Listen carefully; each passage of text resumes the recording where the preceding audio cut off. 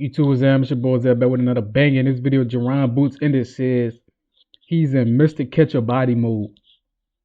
So let's get it. Jerron Ennis says in a tweet, it's that time again. It's time to show out and get in Mr. Catch a Body mode. Hashtag locked in. Road to 34-0. Interesting.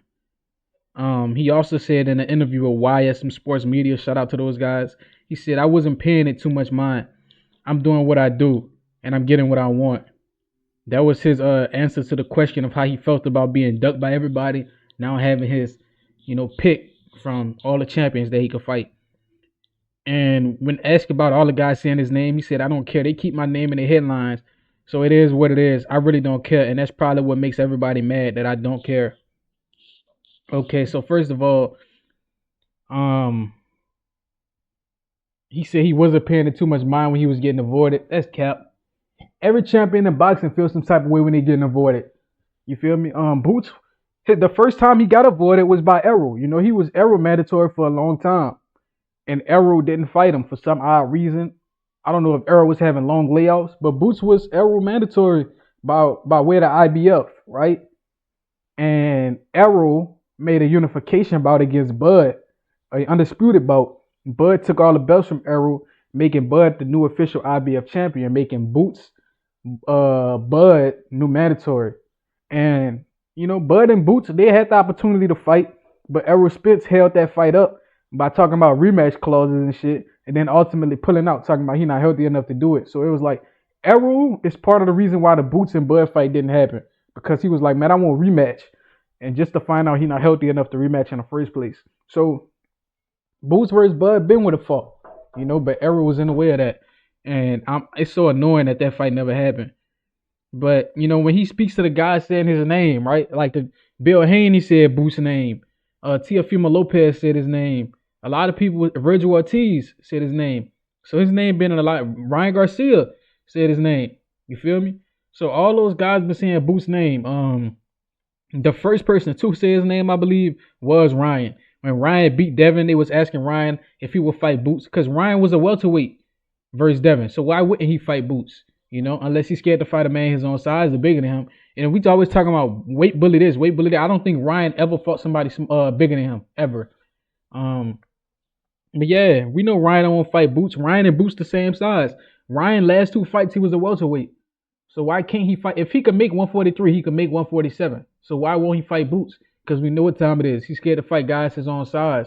Who was next to say his name after Ryan? I think Tio said his name next. I think Tio said Boots' name next. Talking about he want to fight some black boys, and it was pump faking. Talking about they want to fight Boots and all this crazy nonsense. And then after Tio said his name, Virgil said his name. Virgil was like, I want to fight you, move up to 54. And Boots was like, nah, I want to be undisputed at 47. I'm not moving up to fight you. That fight, Virgil versus Boots, is going to be available. I think as soon as Boots get undisputed, he should go up and fight Virgil just to prove that he really a dog. I think that should be the first fight on his mind after undisputed, Virgil Ortiz. But after Virgil, then Bill Haney said his name. They was asking Bill what names they think about. He was like, Jerron Boots Ennis. Trust me, Bill, that's not what y'all want right now. Boots bigger than Devin. Boots as fast as Devin. Boots got more power than Devin. Boots got better defense. Bro, it's gonna be, don't do that. It's not yet. That's a cash out fight. Don't do that shit yet. Devin not ready for that. I don't think they're my favorite fighter. I don't think he ready for Boots. Yeah, bro. I don't think Devin ready for Boots. Yeah, bro. Dev not ready for Boots. Because first of all, Boots talking real dangerous. Let's get that out the way. The last time I heard a fighter talk how Boots talking was Deontay Wilder.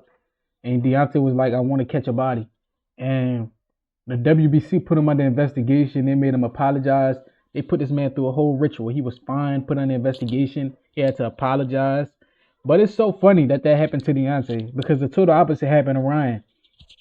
Ryan said he wanted to delete George Floyd, who was a deceased man. He said he wants to dig up a deceased man and delete him again, right? That's what Ryan said. And Ryan still hasn't apologized to that man's family. So, I mean, the fact of the matter is, it's a double standard in boxing. So I hope they don't do nothing crazy to Boots because he said what he said. It is what it is. But at the end of the day, everybody was ducking Boots at 47. Let's be completely honest. The champions was ducking him, right? But his mandatory gave him some tough performances. He had some tough outings against Karen. The first fight he couldn't catch him. The second fight he got caught with some shots he wasn't supposed to. So then all the other champions was like, "What I'm scared of? This dude vulnerable." So now they are look how quick. As soon as he had two bad performances, look how quick he get a unification. I'm starting to think maybe Boost did it on purpose. Who knows? But Stanley is the first name on the list, and it's gonna be a body down on it. It's gonna be a body down. You feel me? I'm also gonna talk about Eddie Hearn, how Eddie be playing weird games with all these fighters. Every time Eddie in the mix, there's always weird politics involved. This fighter don't want to fight, that fighter don't. Man, don't let these dudes, these middlemen, get in the way to fight. If y'all want to make the fight happen, y'all talk to each other or y'all talk with Turkey, because he gonna make it happen. He gonna give you the money up front and be like, sign a contract. Ain't none of that funny business. It shouldn't be that complicated. The only way two guys don't fight is if one guy don't want to fight, both guys don't want to fight. You feel me? And the fighters need to start taking notes of what Errol and Bud did, and they went to the table together, went sit at the table together, and negotiated with each other. You feel me? They skipped the middleman.